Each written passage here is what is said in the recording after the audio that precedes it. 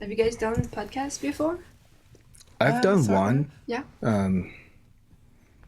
But you know how you always really hate to hear yourself on the radio or Oh yeah. like recordings. Yeah.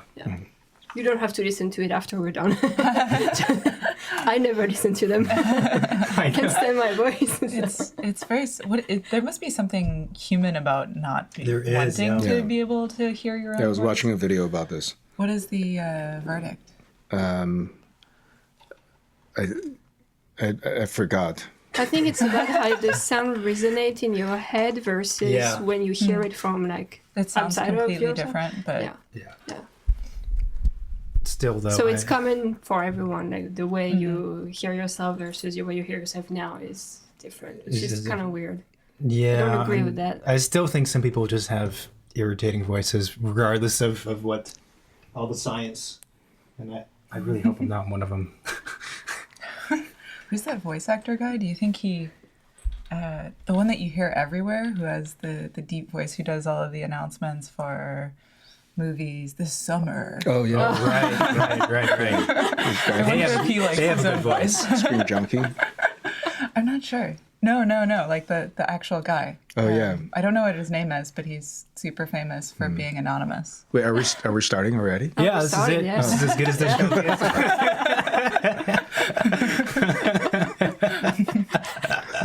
Actually, I just saw your message saying, what are we going to talk about today? I'm like, I don't know. We'll figure it out. Great. Yeah.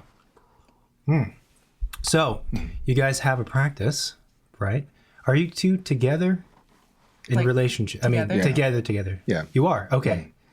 We are too. Oh, great. Yeah. We've actually found, like, doing these recordings that a lot of times we will do the whole interview, then afterwards the first question the guest has is like, so what's the deal with the two of you? Are you together? And clearly the entire time for like 2 hours, they're just wondering, okay, are they together or what? I mean, I think the level of comfort from the Palm Springs, architecture review gave me the idea that you guys, I can't believe you published that thing. it's so great. That is the best first impression. Yeah, I was thinking, should I publish it? Yeah, whatever. We'll see what happens. I mean, you really had me with the babies, kind of, like the faceless babies. It was weird. It's like, where are we? Have you guys been down to Palm Springs? Yeah, we were just there not that long ago. Yeah. For Modernism Week or for something else? For Desert X. Oh, yeah.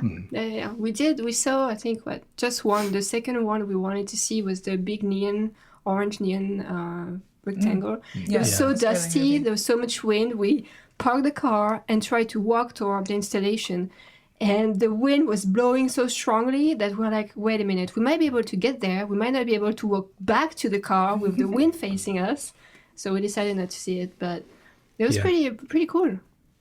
Yeah, it's really, really interesting. Palm Springs is a fun place. The main street has a lot of really ugly architecture, and I kind of like it. You know what I mean? I agree. Yeah. No, I think we saw the building that you reviewed. Yeah. And this It's is across not from the art museum. Exactly. It's not that far from the art museum. Yeah, right. It's down the street from it, kind of. Yeah. And we saw the exhibition that's on right now at the art museum, and we both really liked it, actually. Mm-hmm. We didn't go inside. We're the worst tourists. And that building is really nice, the art museum. Yeah. It's interesting, The right? background, everything, And, these gardens. Yeah, from the front, it looks like the final scene from a James Bond movie, I feel like, with the axis going right down to this kind of weird Terminator 2 sculpture thing in the front. Maybe. Maybe not, I don't know. Which Terminator? I know the second one where there's like the liquid metal dude. Yep. That's, I don't know, that's how my mind works at least. I don't know. I mean, that was a really important movie. It was? Yeah. Yeah, thank I you. think it's one of your favorites. It's one of my favorite movies. So you're off. Well, I'm fine. We just talked about this, but I'm curious. So when was the office founded? Actually. Wait, first. Yeah. What a great name. Yeah. Oh. We kind of have to. How did that came to you guys? Bureau Spectacular? Yeah. Well, I guess. Do you want to tell the real story? I can do the whole thing. There's two stories. The real and the fake. Wait, is there a fake story? There's not a fake story. I mean, there's only one story, really. The avoidance of telling the real story is due to the times of fake news. That's true. Yeah. No, I mean, so we hadn't met yet at the time. Okay. And so Professor Michael Speaks, who's now the dean of Syracuse University, gave a lecture, and at the time he was talking a lot about an author by the name of Harry G. Frankfurt, who published a book titled On Bullshit. And in this book On Bullshit, Harry G. Frankfurt, wrote extensively about the relationship between lying and bullshitting, and the kind of nuanced similarities and differences. And the distinct difference between lying and bullshitting, according to Frankfurt, is that lying requires the knowledge of truth. It requires the presence of truth in order for a lie to be possible. However, bullshit is unrelated to truth altogether. And so so at this point, this was way before 2016. Speaks was talking about the relationship that designers have with the act of projecting or with the act of speculating, futures that yet have existed. Right. And so On Bullshit, I think, was a way for him to talk about lying and bullshitting versus intelligencing. Someone who intelligence. So anyway, long story short, I started with this idea that maybe my last name is already Lai, and I was thinking, maybe if we were to start with BS as the beginning starting point. Bureau Spectacular eventually became the name. Wow. So BS, the initials came first before the words themselves. Interesting. I mean, I wasn't expecting that. Actually, let me adjust your mic, otherwise it's going to disturb me. That arm kind of sags. Sorry. There we go.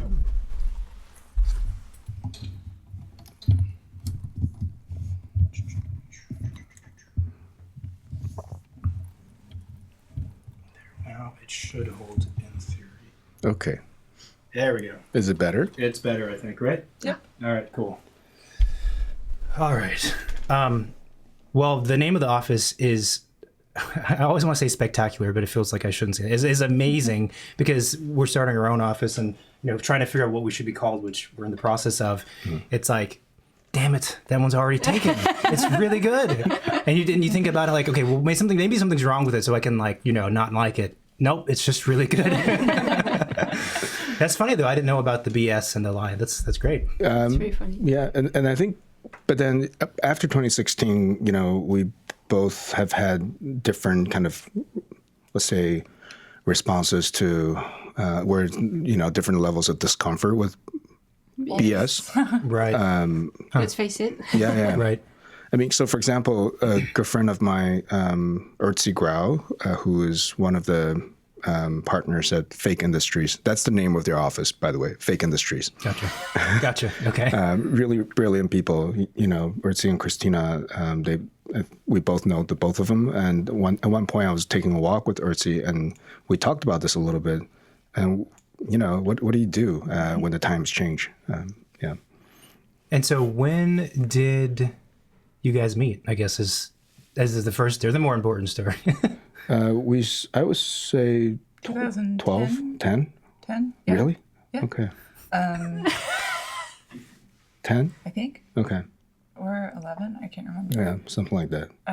When you were doing the White Elephant, one of his earlier installations was fabricated in Kentucky. I went to school in Kentucky, so we met there during the fabrication period.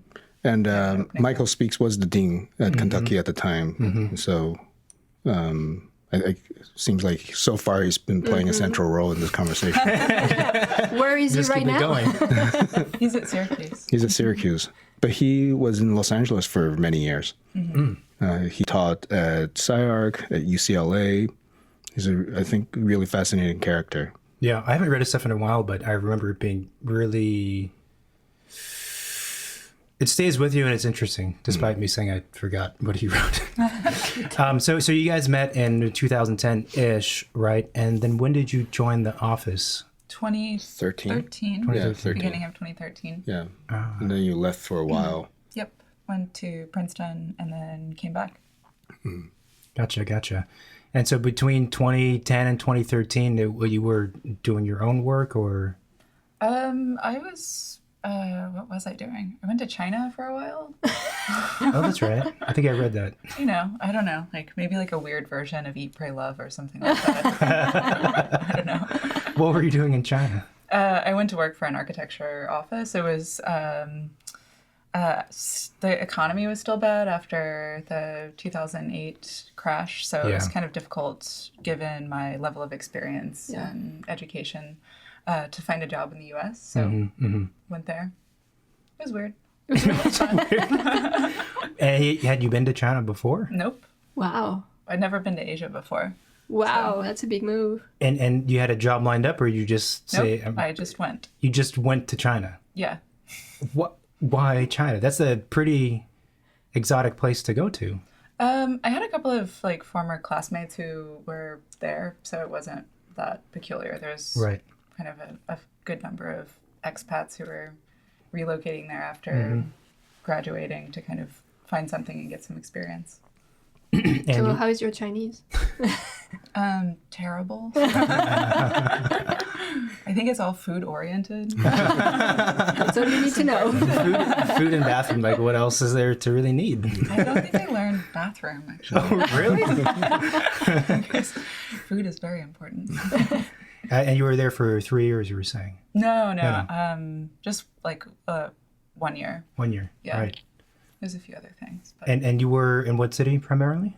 Shenzhen and then Guangzhou. I ask as if I know anything about China. But I think about China. That's crazy. I mean, we had visited there a couple times. Or you had visited there once, right? Oh, yeah. Once. I've been there a couple times. I'm Chinese, but I don't speak Chinese. And the both times I've been there, it's kind of shocking how different the culture is. Like going to Europe is different, but it's kind of still familiar in a way. And a lot of people speak English if you go to France or whatever. Yeah. But like in China, not a lot of people speaking English. You just get really good at pointing at stuff. Pointing at stuff? Is that the key? There is a kind of a running gag. I was sometimes talking to Jimenez, and I would say it's like it's all in Chinese, and it's just kind of like a joke that falls flat. I mean, when you were in China, you would say that? It's also, things didn't make any sense either. It is so different. And, despite my own efforts to try and speak Chinese or learn it during 1 quarter in undergrad, like failure on all accounts, because the tones are so different, I mean, we don't have tones in English. So it's like when you're forced to learn 4 or 8 or whatever number, depending on the dialect, it's really, really difficult. Really difficult. And so you decided you were there for about a year or whatever it was, right? And you didn't stay because I wanted to go to grad school, so. And you went from there to Princeton? Yeah. So Princeton is a place that I've heard of but known very little about. What is it like there? It's a very small town, and the town mostly consists of the university, and it's very idyllic. Literally in ivory tower. So it was really nice. I mean, amazing resources, amazing faculty. There's a lot of things that are available, and there's a lot of flexibility because there's so few students there. Right. So you can really just do a lot, and it's nice because it's also just like an hour away from New York. So. Yeah. Right. So you're secluded enough to focus, monastic, but close enough to go have fun. And then it was a master's in architecture? Right on. And your education is? In Toronto. Toronto? Yeah. Went to U of Toronto. My undergraduate was, I guess, one of those buffet educations, like liberal arts buffet educations. I took a bunch of things starting year 1. I wound up with when I graduated, I wound up having a major in art history. Huh. Incidentally?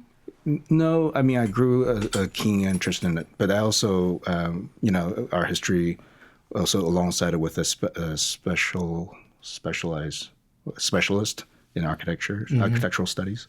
But the art history, I think, still has a lasting impact on me. How I approach work, design, so forth. I think the act of comparative studies between works of the same era of different geographic contexts and so on and so forth. I think these are techniques that stay with you. And then I subsequently obtained a M.Arch, also from Toronto. So are you from Toronto? Yeah, grew up in Toronto, okay. but I'm Taiwanese. I'm Taiwanese Canadian. Okay, interesting. And so, wait, so did you grow up in Taiwan? No, you're Partially. Partially. Kind of back and forth. Oh, interesting. You might be the first Taiwanese person we know. Really? Yeah. Well, that's okay. I don't know if that's true. That's not true. I think it's true. No, possibly true. Interesting. So you guys are now in LA. Yeah. So how did you all move from Toronto, China, Princeton, down here? I mean, along the way, I think there were a lot more, quite a number of stops. I went to Rotterdam. I was first working for an artist in Rotterdam. Went to New York. I was working for an architect. And then went back to Rotterdam again to work at an architecture office. Wow. And I started teaching. My phone number is 614 because when I arrived in the U.S., it was at the Ohio State University. Really? That's my first teaching position. Should we give out the rest of your phone? Followers can leave you a voicemail. No, thanks. And you're holding on In to fact, the you can't. Yeah. If you ever called, you'll realize you can't. But, and Chicago. So Chicago, we were both. That's where we I guess started. Spending time. Chicago. That I was there for 6 years. And then Los Angeles. Wait, so how long have you been in LA, the two of you? I've been here for almost 5 years. Okay. I've only been here 3. Okay. Right on. Well, that's a lot of moving around. Yeah. And so did you also move around a bunch in the United States? Not too much. I don't know. Just A Princeton? little bit. Enough. I mean, it's kind of funny. I know California because I'm from here, and I know New York City because we live there. Everywhere else is just a quick pit stop that I know nothing about, really. You know what I mean? What was it like at Ohio State? Ohio State? Yeah. I would say there's a different kind of culture shock. I don't know. I never really believed in school spirit anywhere. Throughout every stage of my education, I never understood it and never participated in school spirit. And I think I was really overwhelmed by the school spirit. You really get that in like a Midwestern, gigantic university. Yeah. It's there. Yeah, in fact, in every stage of my education, it was cool to not have school spirit. Really? Yeah. It mean like in Toronto? Like they sure. didn't have... Like there's sports teams, but it was maybe it was the people that I knew. It was cool to not care. What? Wait, where are the people that you hung out with? I don't know. Probably a bunch of dorks. Well, that might be it. He does write or draw cartoons about architecture, so... That's a pretty specific thing, I suppose. I mean, actually, I had the same kind of affinity, like away from school spirit or group spirit or company spirit. Like anytime I've been at a university, so undergrad, there's like a football team, you go and participate in that stuff. Like I would do it because I was in the marching band, but I found it really strange to me. It always felt cultish, right? Even though that's kind of too dark of a word to describe people going to a football game or an office having a big office party, but I could never get by it. And it makes me like uncomfortable to be, I don't know, so close with that group. I always look around to other people like, why is everyone so happy to be here? I don't understand exactly. You know what I mean? I don't know. Why are we so unhappy to be there? That's a better question that I've never asked myself. So your office has a very specific type of architecture and perhaps a specific process associated with it. I don't know. When did it start to really crystallize into what it is currently? What currently? Yeah. Well, I mean, I would say that you guys have a strong identity, right? Is that? Yep. I mean, it's again, like, am I hearing myself or is it just my voice? I'm really never really sure. So the same question applies to what does the office look like to other people? Right. I'm not really sure. Because I always see it as kind of being episodic. Like there's periods of time when we're hyper focused on one thing. It is episodic for sure. And then it also like directly translates to like who's in the office too. Like so I think the word currently is the word that I focused on when you asked. I'm just wondering what if you're asking about the current episode or a couple of or a couple episodes back. All of them actually. The fact that you think about it that way is interesting in itself. Yeah, I mean, I think I can, of course, periodize the times of the office into several chunks.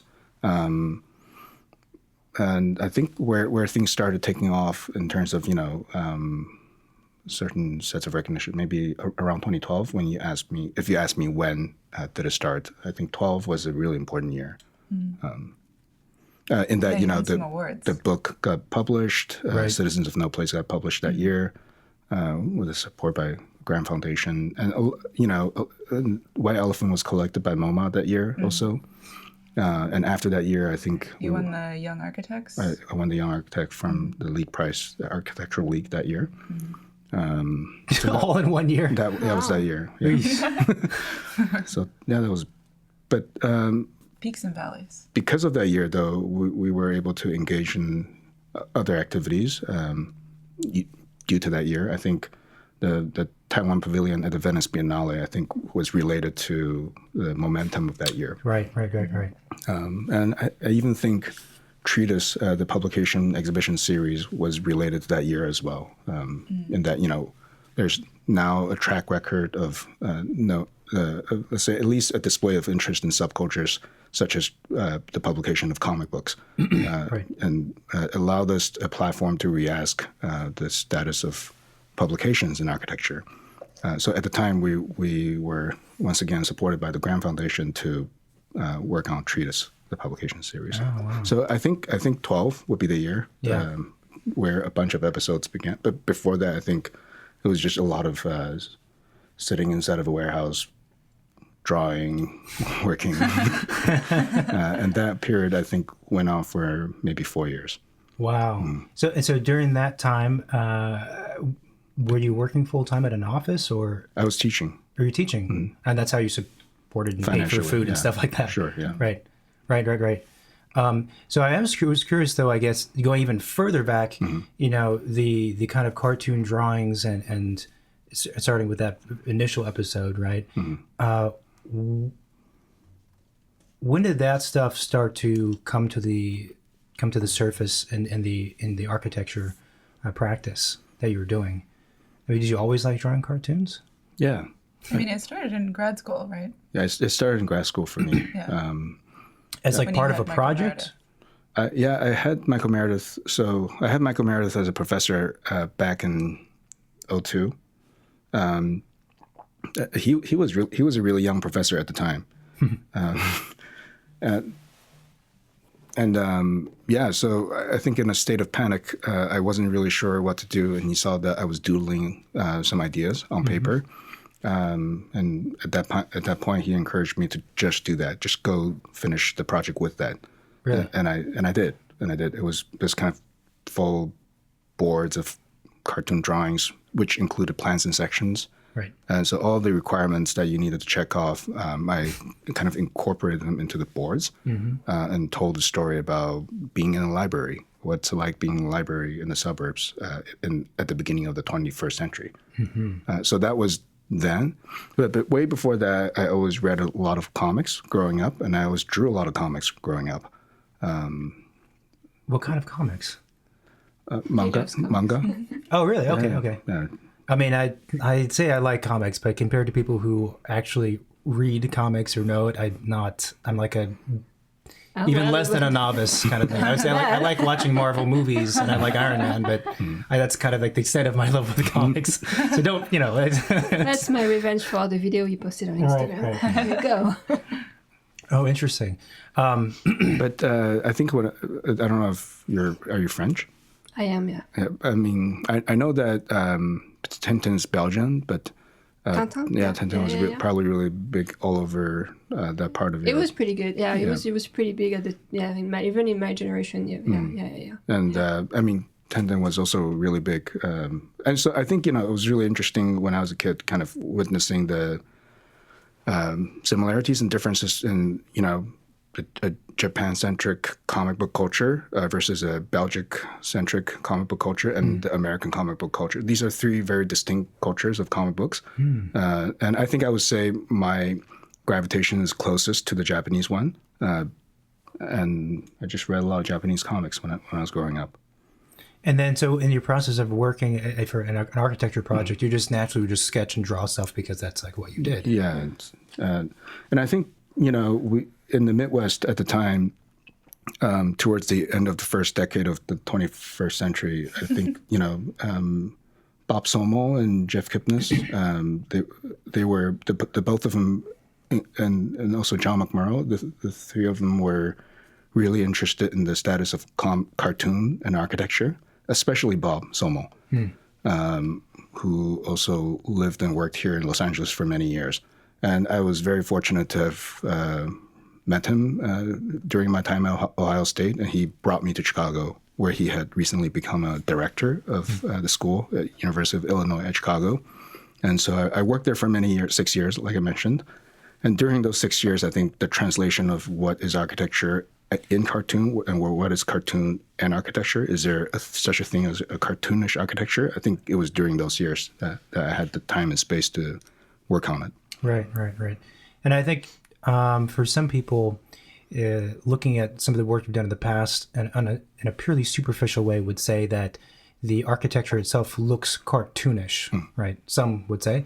Do you feel like that's a necessary qualification of the work you do? Or is that purely the result of some kind of, process that happens? I mean, I think cartoonish in itself may sound pejorative. And I can understand that some, well, no, I not only can understand, I know for a fact that a lot of people don't have a favorable view of the things that we do, which is fine. And, but at the end of the day... Because it doesn't look serious? Because it doesn't look serious. Right. But I think the practice of doing, something like this, drawing a cartoon page or a comic book page requires, I think, a fairly sophisticated text and image composition. And the layering of the text and image composition, when it's done right, allows it to insinuate a lot of messages together in one composite page. And the comics that I've liked have always done this. They've always been able to, composite different scales of time, different textures, different references, maybe even extra novel references that are outside of this particular story. So the hyperlink between a story versus a different set of stories that happened in the past, perhaps even historical references, is, I think that's one of the potentials of something like a comic book page. But if I think of an architectural cut as a page in itself, of course, my natural tendency is to try that. Yeah. And if it looks cartoonish and it looks not very serious, I would say maybe that's the result of the medium. But the act itself is pretty rigorous, I would say. Yeah, I think that's interesting because if you think about the typical architectural drawing, it's often not able to convey all the things that you were talking about that a cartoon page would. And maybe because of it's a format difference. In cartoons, you have text, you have composition, like there's characters, there's people, there's close-ups, like it's much more dynamic in that sense. And maybe it's a medium that's in which it's easier to explore a range of things, right? Whereas a purely architectural drawing, however you think about that, is kind of sterile often, right? Does that make sense? Yeah. I don't know. For sure, an architectural drawing requires the conventions. I mean, an architectural drawing oftentimes becomes a legal document. I mean, what fun do you want to have with a legal document? Yeah, this is true. Yeah, you can't afford to have any fun in there because someone will get sued. Are you ever tempted, though, when you do legal drawings, just to put in some like little kind of character and see what people say? Well, you found some, no? At one point, a contractor left some notes. Oh, Like if you found, I thought, Oh, yeah. Actually, like whenever your like sets get passed around, and I don't know where this particular one came from, and I wouldn't talk about who gave it to me, but when you read the fine print and the general notes to the contractor, it says if the contractor finds this note, then the architect is to present $20 to the contractor. Really? Suffice it to say, I left it in. $20, that's it. What's not even worth it? Add a couple zeros. That's pretty funny, actually. It was kind of a way to test to see if anyone would ever read those notes, right? Yeah. That's really funny. Or read the drawings, for that matter. Oh, yeah. Kind of build it however they feel like they build it. So why are we even bothering to draw it, I guess? This is the question that I think if we can figure out the answer to, we would solve a lot of problems in our profession. Or how to get the builders to actually read the drawings. If we can solve that issue, then we would. Could probably charge a lot of money for the solution to that. So, actually the episode kind of thing is interesting. So how many episodes has the firm kind of evolved through, does it feel like? We actually Mark named thinks there's group 11. chats. Yeah, but Mark, that's Mark thinks there's years. 11, but I think there's less than 11. Well, seasons, 11 Yeah. seasons. 11 seasons. Mark Kamish, a person who worked with us a lot of times, he thinks that there's been 11 seasons, but I think there's been a lot of episodes. Well, a lot fewer episodes than 11. Yeah, maybe everything preceding Citizens of No Place was one episode. One or two, yeah. Maybe Something one or like two. that, yeah. I don't know, maybe we're like 5 or 6 Maybe. ish. Yeah. And what were the changes between those? When you say season, do you also mean episode, or are these a different? Do you mean actual seasons? No. Maybe like a sitcom season type. Okay, I got you. Which may elapse, several years. Okay, I see. It makes sense now. Like the seasons are confused. Okay. So between the seasons or the episodes, what were the changes that kind of happened in the office? I mean, I think like geographic relocations are significant. Like, Yeah. Probably your episodes or your time in Chicago be characterized by 1 or 2 episodes. Right.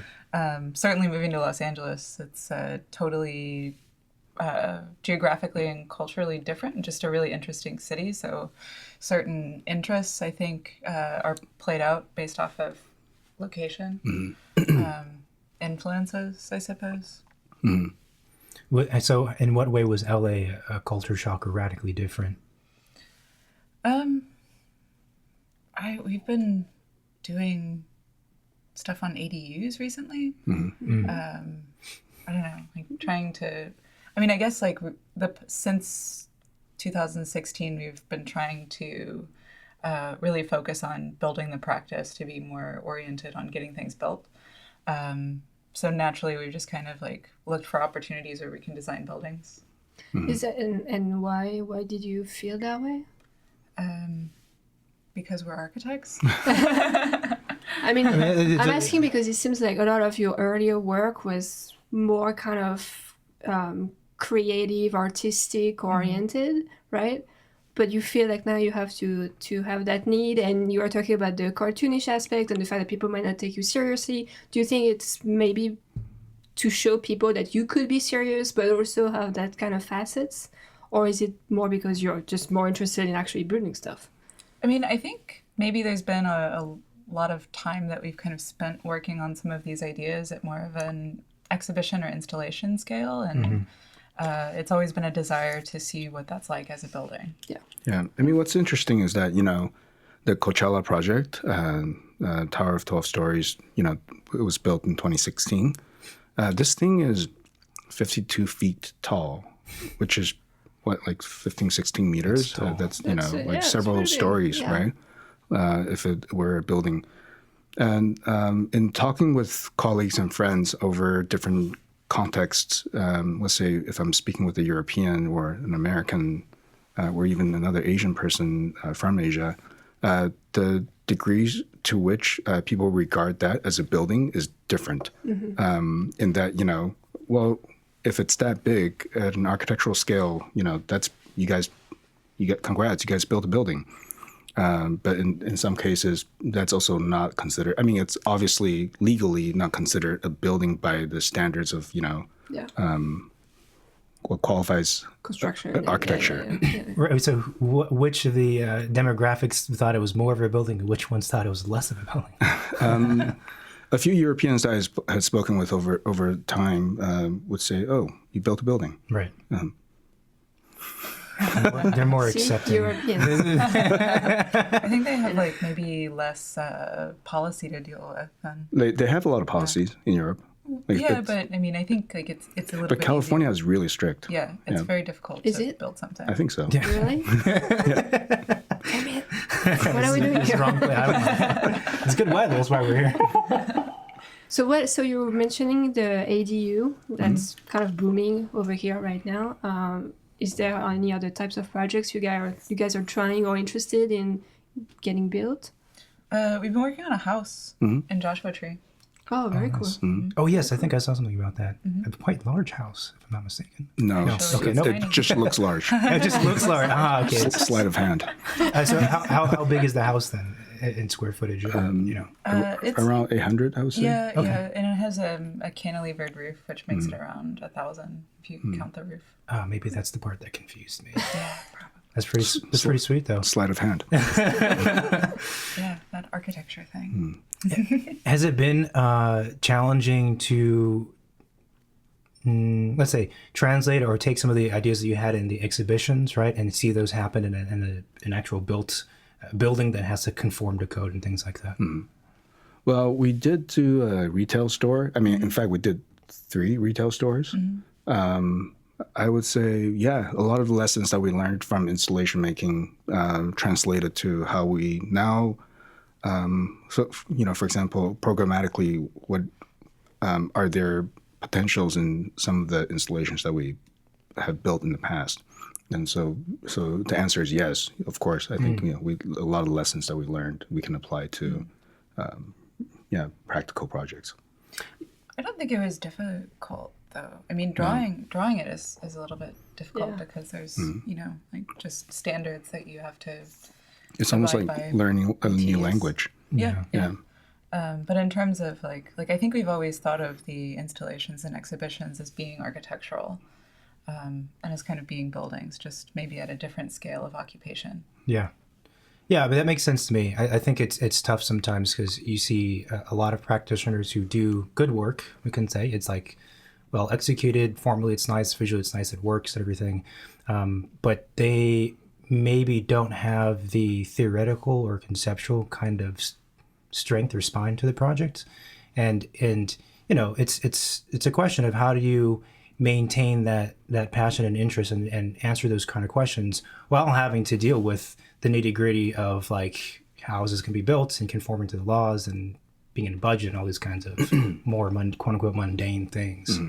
And I feel like a house is actually a pretty good type of building to explore in, right? You have a little more flexibility than some kind of mid-rise building in downtown or whatever. Yeah. So what kind of projects in the dream sense, what project would you want to do? The dream project. The dream project? So hard to say because then once we say it, then we jinx ourselves. We don't have wood around here to knock on. There's a lovely laminated table. To knock on that. Yeah, a fake wood. It still works, right? Looks Yeah. good. Or I mean, I think ranging from other types of houses and maybe possibly in the future institutional buildings, perhaps. I mean, but then we're also not very discriminating because I think there's value in every typology of architecture. Not only that, I think there's an excitement to be engaging in every typology of architecture. I mean, there's a conversation to be had about shopping malls, theoretically, actually. And there are, conversations to be had about the contemporary status of office buildings, even parking lots. I think are super exciting and interesting. So I would say it's almost maybe a parking lot. Parking lot would be so amazing to work on. So let's dive into for example. that. So what would make a parking lot interesting? Well, for example, if we think about Paul Virilio and Claude Perron's oblique principle, where every surface is at an angle, the parking structure is the physical realization of an oblique principle. And I think if everything is at the ramp, of course, if everything is at an angle, at what point can an orthographic projection to be become truly flat? Or if it's never really flat, do we have to abide by the datum of the ramp, and therefore the rest of the world is crooked? And so I think so conceptually there are these things that I think about when I think about parking lots. Right. But then in other ways of thinking about the parking lot in elevation, for example, it is the one typology that does not necessarily require enclosure completely. And so an architecture that is lacking in enclosure in itself is a super interesting, conversation to be had too. I mean, Miami has all of these amazing parking right. lots. Miami, Recently yeah. visited. In fact, 1111 Lincoln is one of my favorite, buildings. Yeah, it was incredible. Yeah. Like the circulation is From great. Herzog and de Meuron, Yeah. Yeah, those guys don't miss There's like miss a double lot. height spaces. No, they don't miss a lot. No, they don't. Yeah. But David keeps saying that he wants to. You keep saying that you want to design a mall. I do. Every time we go in a mall in California, it's like, it would be so much fun to design It a would mall. be And I'm really like, interesting to design a mall, I think. I just like I like everything about it. I think it'd be really fast. I like the relationship between like the individual shops, and they have to have, exist within a shared thing, and there's a circuit. And also the idea that part of the user group you have to respond to are the mall walkers, the old ladies with the Reeboks. Yeah. Like that, who does not want to design for them? Like that, I'm serious. That would be so like- interesting. An element of voyeurism. Yes. It's a promenade, essentially. Absolutely. And even the, contemporary status of shopping at all, right? Yeah. Like, why do we need brick and mortar anymore other than for a social experience? Some of these malls, which have, been decommissioned, are being converted into housing. Yeah. really? And, or even the, I guess so I was just having, were you there yesterday? We were having a conversation with somebody, and we were talking about the Orange County Museum of Art, which is also apparently situated inside of a mall. Right. too. Yeah. I mean, it's also in lots of art galleries in Japan or in shopping malls like these. I mean, the Santa Barbara Museum of Art is on the way out of the mall, but it's currently also in a mall environment too. Well, and also in a suburban area like a lot of parts of Southern California, the question of public space comes into this, because it's like, where do you go to hang out if you don't have an outdoor park that's easily accessible and has all the amenities or features of a good public park or public space? Well, I go to the mall. It's it's inside. It's maybe it has bad air quality and whatever, but it's kind of functioning as a public space. So I think maybe to answer your question about what's a dream project, maybe the dream project is the architectural practice as a thoughtful omnivore, and that every typology should be interesting, and every type. Thoughtful omnivore. Yeah, a thoughtful omnivore. It took me a moment to figure out what you're... That makes total sense. I understand that. Yeah. So we're raccoons. No, raccoons, are they thoughtful? I don't know. Very thoughtful. They wash their food. They're super aggressive. They wash their food? Yeah, they do. Some of them. I don't know. I don't know if Don't they go through garbage and stuff? They do, do, but they yeah. wash it, so it's fine. So when you have Andrew on, talk to him about this. Kovacs? Well, he might be more of a crow, because they kind of pick up they're more targeted. shiny things. Yeah. But You're talking for about him, it's Andrew like Kovacs? metaphorical shiny things. Anyways, No, he's not going to like this. no, We should. sorry. That's okay. We might have him on, and then we can ask him about this crow bleep analogy that and see part. what he thinks. Yeah. So you're teaching at UCLA. You are teaching at USC. USC. That's right. But not at UCLA. No. But they're working So- together already. I mean, I don't know. Maybe you want to do everything together. Do you? Well, Do you? so you've been teaching for quite some time. It sounds like. Have you also been teaching for like a This extended is my periods? third year, Third year. if you don't count teaching in grad school. No. Okay. And so I would imagine that teaching in academia it plays a big role in not just your lives, but perhaps even the practice, maybe, right? How you guys think and work. Is it going to be something you continue on teaching, or do you foresee, like, if the practice picks up, teaching will have to go away?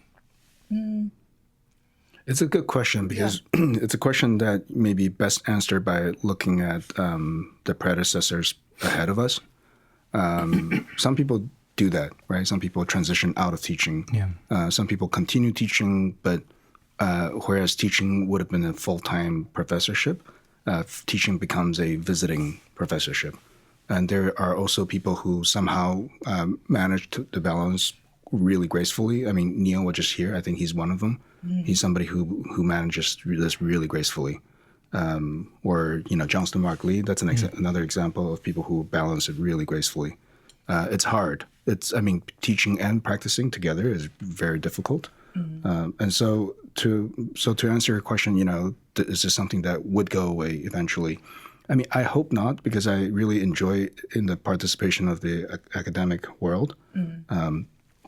But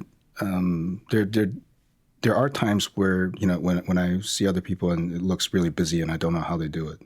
Yeah. Well, the studios, UCLA is a quarter system, which makes it fast track and crazy. Is it 3 classes a week for studio? I assume there's like 5-hour chunks or something. Yeah, we both have to go teach after this conversation. Oh, right. God. This is why we have Friday morning schedule, because a lot of people teach. Actually, same for me. I'm going to jump out and go over there and harass students. No. I did the mandatory 20-page online whatever thing. I will not harass anyone that way. Harass the projects, not the students. But yeah, it's a question, because it's like, I love teaching, but and the classes here are only twice a week, and with the idea of doing it 3 times, it's like I don't know how I would possibly manage that as much as I love doing it, But what drew you both to teaching? I mean, I can answer this just at least for myself. Sometimes, a lot of times, we have different. Sure. answers. Yeah. So, after a major in art history, what I began to realize was that a lot of the important cultural conversations of almost every generation, of almost anywhere, the academy played a major role in not only the nurturing, but also the positioning of what these cultural conversations are. When I realized that, it became clear to me that I really wanted to be a part of these conversations as a participant, as a listener, as an observer, and so on and so forth, and hopefully a contributor. And so that's my motivation for teaching. Gotcha. I mean, alongside that, the act of teaching itself is really interesting. I think, how to teach a person who is there, who wants knowledge, who wants, skills, techniques. I think different people go to school for different reasons. And over time, over the last however long, I feel like I've begun to understand people a bit better. And that, to me, as a set of interactions, makes me really enjoy teaching. These are 2 separate reasons as to why I think teaching is important. So one is for the cultural purposes. The other is actually the practice of teaching. I think both are important. Yeah. I would agree with that. I mean, I think that the conversations are super important and meaningful with students. And also it's kind of a nice way of testing out ideas in the context of a syllabus. What would I want to run a studio on? And maybe how is this going to work into potential projects that we might be doing in the future? It's a really great place to have these kinds of conversations and investigate maybe ideas that aren't possible to test out in practice too. And I think, maybe just to elaborate a little more on the second point I was trying to make, which is the act of teaching itself. I think there's something amazing about, being there to open doors for another generation of sorts, in whatever form that might be. If I know, I think some of the difficulties that I've run into over time is it's not so much the learning that's difficult. It's more so a lack of willingness to learn about something that's difficult to unlock. Once that's unlocked, it seems quite a bit easier. Right. But contextualizing why something might be interesting in itself, to me, is a really important role to play. When they don't perceive it as being interesting yet. Yeah. But once they realize that, so these are some of the ways why this would be interesting, a person might become self-motivated to obtain more knowledge about it. So maybe producing the right context for self-learning seems to me a way of teaching that I've over time really wanted to be better at. Yeah. And that's kind of interesting because that almost has very little to do with architecture itself. That just has to do with dealing with people, organizing a group, and mentoring, teaching, whatever, right? But architecture itself is also quite important, I think. Yeah. Like, I think, for example, over time, what I realized, so one of the reasons why amongst the many reasons why I really appreciate someone like Andrew Kovacs is the sheer quantity of buildings and architects that he brings to the table. And, is that relevant or important? Without that body of knowledge, I think it's really difficult to open conversations for, case-by-case comparative studies. If, what we do is maybe not entirely distant from law, in that, there are cases that allow us to understand the ramifications of how human lives are affected by certain buildings. I think, understanding the database of buildings to me seems kind of, really important. So, yes, there's the dealing of humans, but then there's also, I think, the dealing of architecture. But that's not even kind of the tip of the iceberg, because we're not even talking about the techniques of drawing these buildings where, I think I can go on all day, as you can tell. Yeah, no, this is why we have a couple hours. Yeah. I think the more the other things that about this education that really fascinate me is that architecture is a multimedia education. We basically train people to be sculptors in their model making, writers in how they write, performers in how they present, graphic designers, filmmakers, even I think, and bookmakers. I think there are. Even politicians. The education of an architect as a multimedia education is so rich, and which is why I think I think I will remain motivated to teach for as long as I can imagine. It keeps it interesting, right? Because it's very broad, and also if you take the approach of helping the student figure out what their interests are, and not just forcing your own style or whatever of architecture on the student, but if you're open to them and trying to cultivate their particular sensibilities, then it becomes. Then for the teachers, even more fun, I would think, because it's like, we're going to see what's going to happen, and you could produce something that's going to be quite terrible, or it could be really great. But either way, it's like, I get to learn because you're figuring it out as well, But it is, I was sitting on someone's review at USC. Who was it? Roland? Anyway, they were talking about how it's funny that architecture teachers don't actually go through any training to be teachers. Right. Like, we have training as architects, and then we get hired as teachers, and we just like, okay, here's the studio. This is what happened to me. So I guess I'm going to try and do that. And it kind of seems like maybe some kind of education on that end of things would, raise the teaching qualifications of the architects. Because it takes a long time, I think, to become aware of some of these issues, and it also takes a maybe predisposition to be interested in these things first of all. Because it'd be quite easy to roll into a studio and just profess and tell them like what you're going to do and tell them what to do, but to have these other kinds of more nuanced conversations with them is like super difficult. Well, it's also difficult depending on the level of education of the student too. I think younger students need a little bit more structure. Older students need to get out of that structure and start to kind of develop their own approaches to design. So I think it's interesting, even amongst the different levels of the students, you have to kind of adapt your teaching pedagogy to suit their level. Right. So the studios that you guys are teaching now, what level are they at? Jimenez generally teaches grad school, sometimes undergrad, and USC is a BARC program, so the majority of the studios are undergrad. So I've been teaching first year a lot, and I'm teaching fourth year right now. You're doing an option studio right now. Yeah, I'm doing a topic studio. Mm-hmm. An option studio?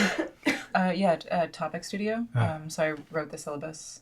Generally the first and second year, and I think third year and fourth year is coordinated, so everyone shares the same syllabus, and there's like minor deviations between the sections. But fourth year is a topic. And what's the topic of the studio for you? It's loosely framed around entropy. So we've been looking at Rosalind Krauss. We've been looking a lot at Robert Smithson's work. And they've been selecting sets of found objects, doing some really interesting physics-based simulations in a game software called Unity. Game software? Mm-hmm. Interesting. Yeah. So they're able to like kind of apply gravity and do a few other different, actually a whole lot of other different things. Part of the software is based on scripting, so you can actually write the code to tell the game to do specific things. And so are they meant to be designing, let's say, a building within this program? Or... Sorry, I'm gonna have to go back. I'm still a little sick, so... Not contagious, though, just the lingering cough. Okay, bye. Bye-bye. So the software, are they designing like environments within it, or is it a different... No, it's more based on interactions, because so rarely do we actually work with software that has gravity or other physics. We're not really thinking about like how different assembly systems could necessarily happen based off of external design processes. Like what if you just drop things? So it's kind of a twofold process of not only looking at like different assembly strategies, but also developing digital to physical translations and kind of looking at like how do we represent this now that we've kind of simulated it? How do we draw it? How do we kind of move through various different processes of design to reconsider how this thing goes together? Right. And then also consider different things like scale. So we'll see how it goes. It's like mid-reviews about Oh, it's over. Oh, it's also kind of a joke that the entire studio is kind of entropic unto itself, where like the structure slowly breaks apart. And the idea would be that, you know, they're kind of end up with like something that's their interest is very much tailored to in the end. It sounds really, really interesting. And to be honest, it sounds like a lot of fun. I always wish I could go back into undergrad and take some of these kinds of classes, because one, I think I do a lot better than I did in undergrad. But two, it just sounds like a lot of fun. And you don't have constraints of like, well, assuming if my parents paying for stuff, then I have constraints of like, you know, pay for groceries, right? And the studios that you teach tend to be at the master's level, the grad level rather? Right. So in the past, I've taught,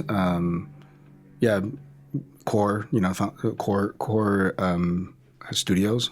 So, for example, structures and organization. But right now, I've been teaching one of the Supra studios at UCLA. Yeah, so I looked into it a little bit, but I'm a little fuzzy on exactly what it is. Right, a Supra studio is a post-professional degree. So most of the students, the vast majority of students already have a professional degree in architecture, whether that's a BArch or an MArch 1. Okay. And the Supra Studio itself is an intensive 10 months or 1 year, depending on how you look at it, program. where they at UCLA anyway they study with one professor for the whole year, and we work on the topic of one of the 4 topics for Super Studio. So, for instance, at Super Studio right now there are 4 studios.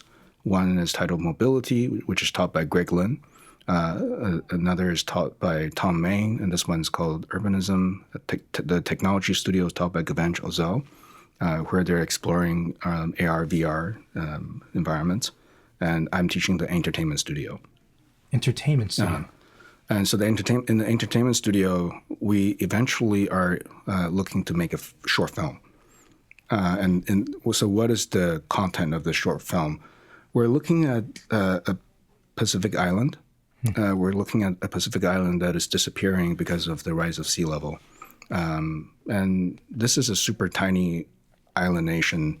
And as a microstate, when it disappears, I began to wonder, at what point can a sovereignty call itself a sovereignty without physicality? And at what point do the geopolitical tensions rise when, a physical being disappears? Right. And so we're working on this as a topic to begin the conversation. And so, this short film hopefully will draw awareness to such a condition. And we're also using it as a jumping point to start designing an oversized building that contains a country. A building that contains a country? What? Hey, it's a French idea from Charles Fourier, the Phalanx theory. So That's pretty cool. So how's that process going? It's good. It's good. So I'm teaching with 2 other people who arrived in LA to work together with me. One of them, his name is Kevin Pazik. The other person's name is David Jimenez Iniesta. He's from Spain. And the 3 of us have been teaching this. So where are we? We're past the midpoint of the 3/4 investigation. Right. So is this going to be for some reason I just jumped to the conclusion that it was floating in the ocean. Yes. Okay. Yes. Okay. It's going to be a lot like an oil platform, but right. Yeah. Oh, so it's going to move? No, it'll be just stationary. Okay, yeah. okay. I was going to say, When oil platform doesn't move. cruise ships. Cruise ships. Yeah. No, we are looking at cruise ships though, because I think as a scale comparison, As an that architectural typology, Yeah. they're amazing. Yeah, they I are. would Like like to to design I had read something recently. Actually, no, that's a lie. I saw it on Instagram, so it's highly suspect, this data. But that cruise ships, like in one day, burn the same amount of fuel as 1 million cars.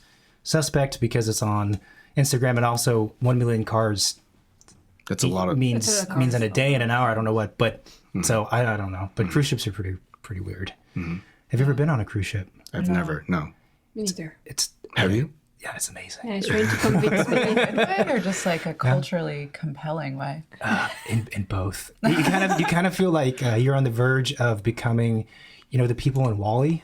They're floating around in the big donut things. You feel like you're maybe 2 steps away from evolving or devolving into that scenario. That's why you like it? That's why I love it. I always wanted to grow up to be a Jell-O salad. And just drink Slurpees all day. Yeah. Sounds good to me. No, but then like from the kind of stupid vacation standpoint, it's extremely cost efficient, and it takes like 0 effort. You just show up and you go on the boat. Yeah. It's not the ship, and you don't have to unpack and drive around. It just takes you places. So it's like total leisure the entire time. Like your transportation is you hanging out on the giant ship that has like an ice rink or whatever other kind of crazy nonsense. And then the destination is, the coast of Mexico or wherever you end up. So from that aspect, it's amazing. And also when you're on the ship, this is a huge plug for cruise ships. I actually work for them. I work for Royal Caribbean. Is that all the meals are free because it's within the cost. So like you go to dinner and there's like tri-tip or like steak tartare or whatever. And it's like, okay, there's chicken marsala or whatever it is. Do you want one of each? You can because it's free. So it's like, absolutely. And you pay for booze, obviously. But at the end of the meal, there's no check. And so you get used to this for like 10 days. It's like living in a utopian kind of setting, I'm telling you. Yeah, it's something I've wanted to do at some point. I'd have to convince Jimenez. I've also, like, from a cultural standpoint, I want to go to Disneyland, but... You haven't been to I've yet Disneyland. Well, you guys can go. We'll go get coffee. You guys can go. Get Shining Board. Take me. No, have you been to Disneyland? No. Oh, yeah. Oh, okay. Well, this is. I've been to the one in Paris. That's enough for me. I don't need to experience. Oh, I've been to every Tokyo single Disney. Really? Yeah, when I was a little kid, and it scarred me for life. What? How come? I just want to see all of the fake architecture. Like, it's just so fake. And that, it just compels me. Well, why was scarring about Tokyo Disney? Well, I guess in the early 80s, the kind of height restriction to safety control wasn't very strict at the time. So I got on a roller coaster with my mom, and I was about to fall out of the roller coaster. Jimenez had a lot of near-death experiences as a child. Really? Well, not a lot, just a few. Yeah. Okay. More than the normal. I don't remember, like, coming as close to death as a child as much as it seems like you have. And the other times happened also at Disneyland? No. Okay. Well, growing up in basically Anaheim, we'd go to Disneyland fairly often, and it's fun as a kid, but also, like, architecturally, it is really interesting. And after going to architecture school, it's even more fascinating. And we haven't been there since we've moved back, but I really, because it's crazy expensive, but I really want to go because it's like the main street is interesting because everything's scaled down to, I think, 2/3 or 3/4 scale, which is why it feels magical for lack of to use a Disney word. And I'd never been to the Disney World in Florida, but an architect colleague was saying that he had visited the one in Florida, and their main street is built at 1-to-1 scale. And because of that, it doesn't work. It doesn't feel like this other more interesting place. It just feels like you're walking down a street. So I would recommend it. It's very interesting. It's interesting. We went to Universal Studio last week with some family visiting, and we saw the whole Harry Potter section of it. And it is interesting as being architect, like looking at how they built it to make it look a certain way, or like the details that they pick to suggest that it's in a certain place, or things like that is very interesting. At the same time, it's very frustrating. You're like, this would not work. Like, how is this corner working out right now? Doesn't matter because it's cool. Glue. Yeah, glue. Lots of glue and giant foam, high density foam. Everything's foam apparently. But and that's also weird because people are Harry Potter fanatics. So not everyone, but a lot of people are wearing like Harry Potter garb and they buy wands. So when you're walking down, what is it? What is the street called in Harry Potter? I don't know. The whatever street. Diagon Alley. Diagon Alley. Oh. Diagon Alley is one of the alleys. But yeah, that kind of place, right?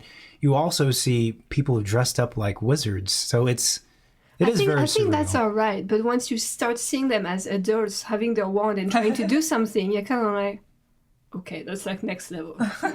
And also because Universal Studios is, to go on this tangent, is different from Disneyland in that each of the different like lands or segments are based on films.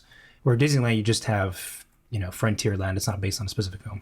But in Universal, you have like Harry Potter area. You have the Simpsons area and whatnot. So if you're walking through Krusty Cartoon Land and Simpsons, and then you'll see wizards walking by. We have to do an episode It's about like they need a crossover or something. Yeah, it's pretty amazing. They're not in their world. It's pretty amazing. They get lost.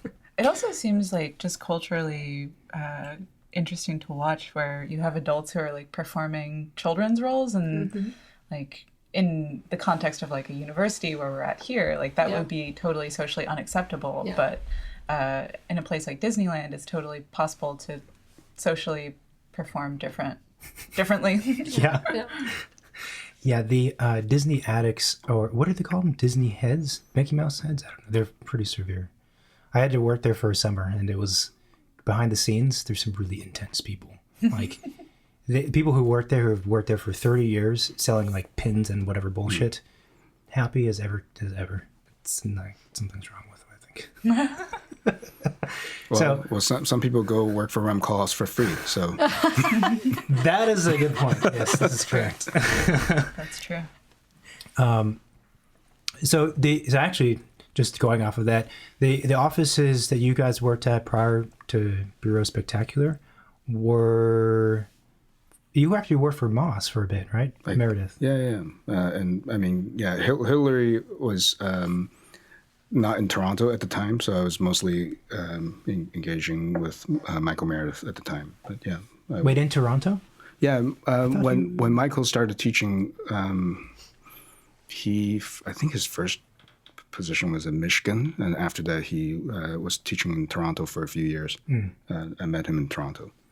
He's an interesting person. I thought his office was in New York more recently. Yeah. Okay, good. It's for good in New York. I think that's as good as ever, probably. Yeah. Yeah, I remember because I applied to his office, and I also applied at LTL, and I didn't realize they were in the same exact building in the same office because they're sharing space. So I walked in twice the same thing. I think it was LTL. That would have been a while ago then. Yeah, it was 6 years ago or something like that, right? I was like, I'm applying to this office. I'm also applying to this office. So what were some of the other places that you guys worked at? I mean, I don't know. I was. You were at Atelier Van Lieshout. I was at Atelier Van Lieshout. That's the artist I was talking about. In Rotterdam. Right. It was really amazing. You know, I was not there for a super long time, but I got to live in a shipping container. Yeah. Like a found shipping container? No. It was a shipping container that he turned into a work of art. Oh, that's pretty cool. And you know, it was at the time it was difficult for me to have an apartment. So yeah, it was okay for some of us to live on campus.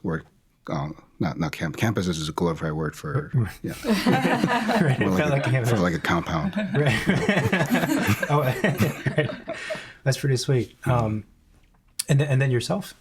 I've been at Johnston Markley. I was there for a summer in 2015, which was amazing. Mark and Sharon are phenomenal. So it was really nice to absorb their office culture and just be around them. The place that I was working at in China was a Danish satellite firm, actually, which was kind of interesting.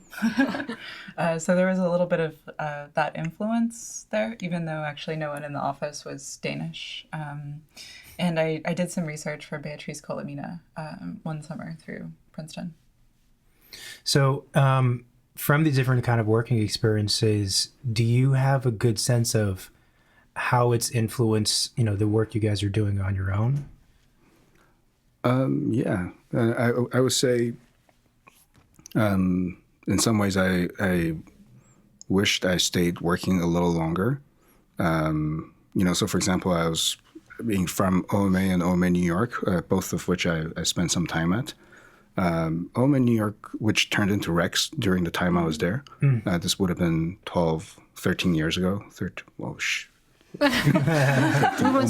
Almost 14 years ago, 13, 14 years ago. It turned into Rex during the time that's also where I met Andrew. And I think it was just such high energy environment, everyone was so ambitious, everyone wanted the end of the world as far as the best versions of themselves, the full capacity of what they can push at full speed at all times. And that is something that I dearly miss. And I think, if you were to ask me what are some of the influences that it carries on in the office environment I want to be in right now, it is something like that I miss. And I think, what is also super amazing, at least as far as I witnessed during the Rotterdam OMA time, is, every effort or every ounce of effort seems to be, let's say, carefully considered into publication format or preemptively. And I think we should be better at it. We used to be better at something like that, but I think, it's something that, as far as influences go, I think about these kinds of moments. And so the high energy, high intensity, high ambition, and, high organization, all these things. But I think that's also all coupled with a very healthy sense of ambivalence around the people who were at once ambitious and ambivalent. And I think, these are some of the cultures that I really miss. To create a positive environment as opposed to one that's just purely cutthroat. Yeah.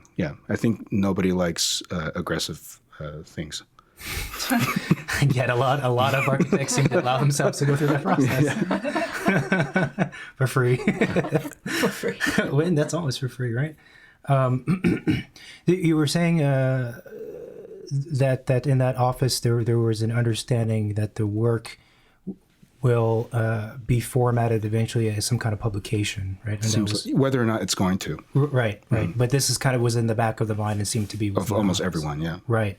And that's important to their office and then to you guys now. But maybe you felt like where the architecture community is losing touch with that or something? No. Or not as strong? No. No, I think people do it. Right. Yeah. I mean, LA is a very different culture. I mean, I'm citing, some Dutch pirates who are super different from, Los Angeles. Dutch pirates. Yeah. But I think LA has a very different vibe than these kinds of high intensity New York / New Amsterdam, campuses. It's probably all the vitamin D. LA? Yeah. Everyone's just a little bit more laid back. They're soaking in the sun. I could be aggressive, but why? Why? Yeah. It's a sunny day. It is more laid back here. It's way more laid back here. Yeah. Really? Which is why I find, the kind of like successful offices in LA even more fascinating. Like, how do you do this without, putting yourself into a garlic press? So Garlic press, I like that image. I mean, I think like... I'm going to think of homemade's office with garlic press. I think Johnston Markley does a really amazing job at it. I think there's like a sensibility of like how cool they are and how cool in multiple ways. Not only is like their work amazing, but also they're very level-headed and adept at getting it, and also very kind of ingrained in art, architecture, and cultural scene. Just so elegant. Yeah. Yeah. Do you think the tenacity, that East Coast tenacity, is something that the more successful offices have here? Or are you guys saying like the successful offices are doing well and they don't seem to operate in that kind of high intensity? Seems that way anyway, yeah. That's odd. Yeah, because we were there for 7 years in New York, so it's like that's just the high octane mode. That's what you do. And if you don't do it, then Someone else will. Someone else will, and it's kind of like the attitude that New York has, and why the fuck are you here if you're not going to do that? Yeah. And at some point, you kind of... How long were you there in the city, in New York? In New York, I kind of am still a bit, in some ways. You're still there? Kind of. Not really, because I also teach at GSAB sometimes. So I've been there for the last 3 years for teaching at Columbia University as a visitor. Wait, so when you were a visiting professor, do you come in twice a week for every studio? Or is it just okay? I was going to say this is fine. Well, who was it? Wes Jones was saying something like that. And I couldn't quite understand it, but he's him, I guess. But yeah, so how long were you there initially, I guess? I would say maybe half a year. Okay. So not that long. Right. Not that long. Well, our observation was like when you're in that city, it's a lot of fun. But at some point, if you're interested in doing your own thing, you kind of have to wonder, if that kind of city/work environment is almost too suffocating, and it doesn't allow the kind of space or space to kind of think and take up some of the sun and think about stuff, and you don't feel like you're having to just produce. I think that kind of mode of thinking can turn out great work, but also it's really hard to kind of have that reflective time, you know what I mean? But why did you guys end up in Los Angeles? Oh yeah, you guys never answered my question. Did you ask that question? I only remember. Yeah. I only remember Early when. on. I don't think. Yeah. UCLA. Yeah, UCLA. Oh, okay. Yeah. So UCLA called, and I said yes, and I moved here. And then when she was done with Princeton, she also came. And Do you feel like LA is maybe more receptive of the type of cartoonish, I don't even know how we would describe, your type of project than maybe a place like New York would be? It's, I mean, I think maybe as a small office, there's more work in LA. Or not, I'm not sure. Because it seems like there is a very strong art community in LA. I mean, New York has a lot of artists and art community as well, but it feels like this is kind of the anchor of what LA seems to be about from what we've been hearing from people. And therefore the sensibility to, things that might be a little outside of the box and less traditional in a way. but I think, so for example, Work AC is in New York, and I think that their work, I find a lot of affinity with, and so I don't think they have any problems in New York either. So I don't necessarily think it's only a geographical situation. No. It's also how one frames one's own work. Although I would like to make the proposition to anyone living in New York, if they want to spend 6 months in Los Angeles, we'll go to New York for 6 months. Or like swap places. spend half of the year in New York and half of the year in LA, because I think there is a really interesting balance between like the total differences, the stark contrast between the two cities. Like, I mean, LA is on its side, or it would be New York on its side. Yeah. Right. Yeah. that might sound like a reality TV show waiting to happen. Wait, are you talking about the both of you or the one of you? Well, Jimenez already kind of does. I guess you go back and forth quite a bit now. Which I think is really interesting for, the kinds of conversations that are happening in the different academic contexts, Do you find there's a big difference on the East versus West Coast in that sense?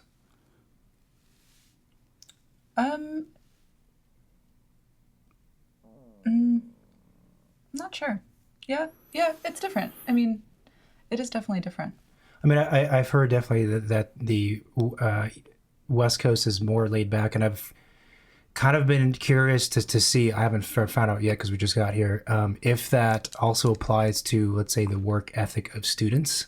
It's a question that's in the back of my mind, because the schools that I was around in New York, they were pretty aggressive, and it's hard to know if it's because of the geography or if it's just because the students are the institution.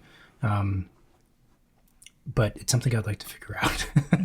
I think it's hard to make a one-to-one comparison because, I mean, the East Coast and the West Coast are composed of so many different schools, and each of the different schools has a different kind of pedagogy related to them. So that's definitely true. I find it hard to make a comparison. Yeah. Definitely in Southern California, there's including the city colleges, there's 30 architecture schools or something absurd, right? So I don't know what it is, a lot.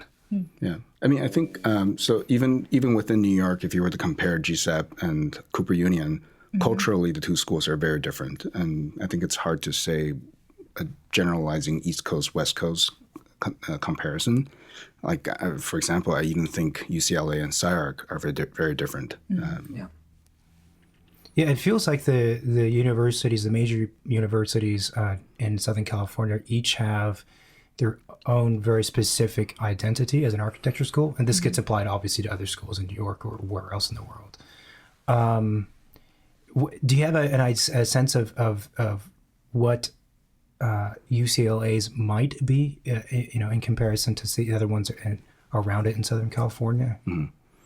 I can talk about it, maybe by framing the last 15 to 20 years of UCLA. I think as a person who's been teaching for a while, consistently, some of the most interesting people that I encounter who teach are from just very few schools. And two of the really prominent schools that seem to train really interesting teachers are Princeton and UCLA. I can name quite a number of people who came out of UCLA who are roughly my age.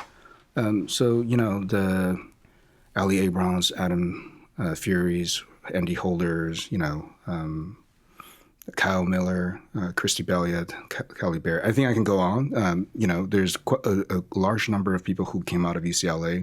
And so what is it about the identity of UCLA that trained such insightful teachers and people who really influenced the academy? I think for a really long time, Sylvia Levin was at the helm. Whether or not she was chair, there was a kind of center of gravity at UCLA that allowed the school to really engage architecture, not just as a design school, but a design school with an emphasis on theory. So on the West Coast, there aren't a lot of schools that have this capacity, which is not to say that SciArc doesn't have a good theory program or good theory professors, because they do. But I would say this is one distinguishing quality about UCLA that's been the case at least for the last 10, 15 years. Heather is the new chair, Heather Roberge, and I think we're excited to see the vision and the next chapter. Maybe we should have her on the podcast. Yeah, why not? That would be great. Yeah, you should. We have all these UCLA, USC faculty over here. Okay, so a few other kind of random questions is, do you each have a favorite building? That's a really good question. I have several, and it's really hard. I have about 10. 10? Yeah, and I in fact, I just wrote an article. I didn't just write it, I wrote it. It's going to be published pretty soon about some of these buildings. Some of them are built, some of them are unbuilt. So, for example, Fermini in France, from Le Corbusier and José Ubery. That's, I think, almost at the top of my list. The chapel? Yeah. Oh.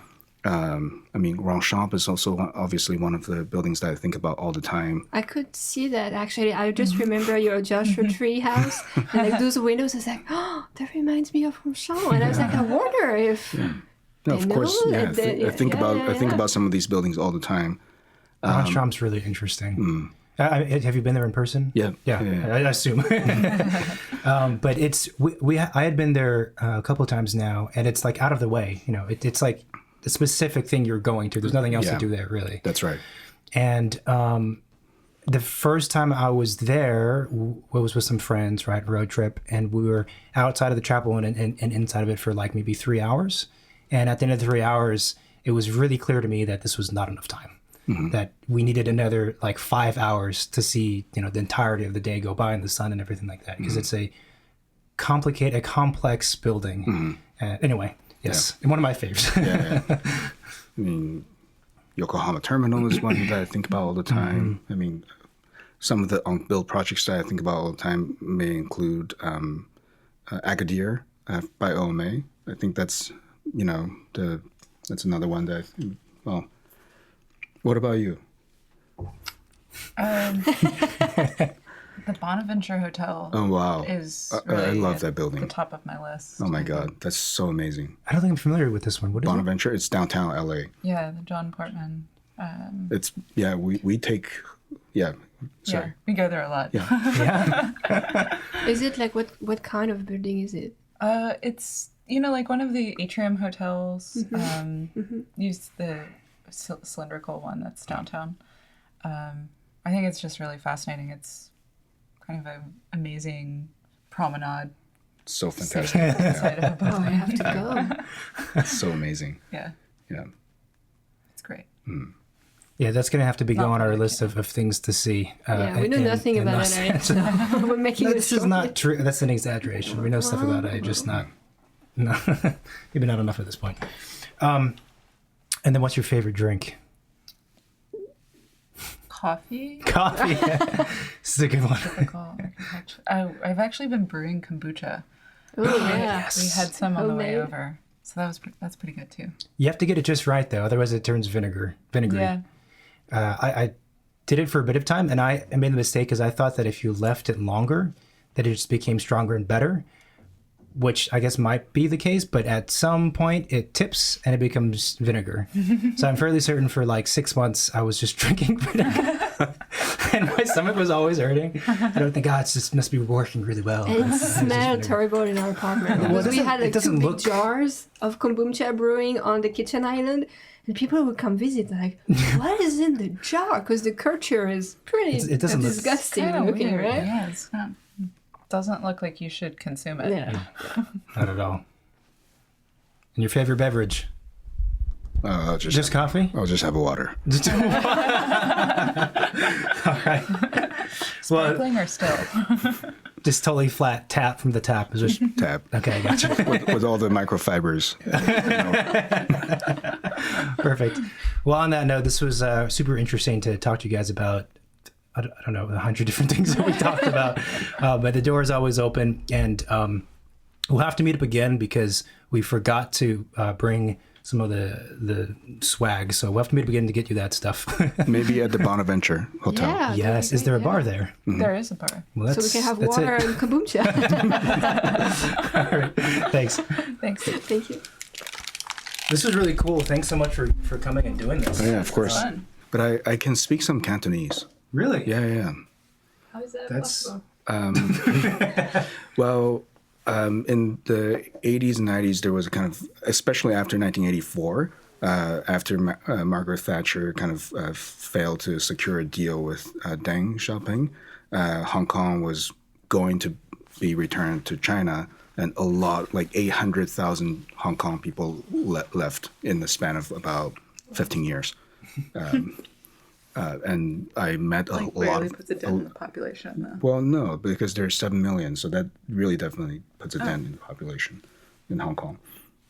And so while I was in Toronto, I met a lot of people from Hong Kong. And so the only Asians around were either Korean or Hong Kong. And Hong Kong was close enough that I felt like I can try to communicate. So I picked up some Cantonese. Wow, that's tough. Was it 8 tones, 8 or 9 tones? It's not easy. Do you speak Cantonese? No, it's a banana. Yeah, a banana. Through and through. That's very nice. At least you didn't say Twinkie.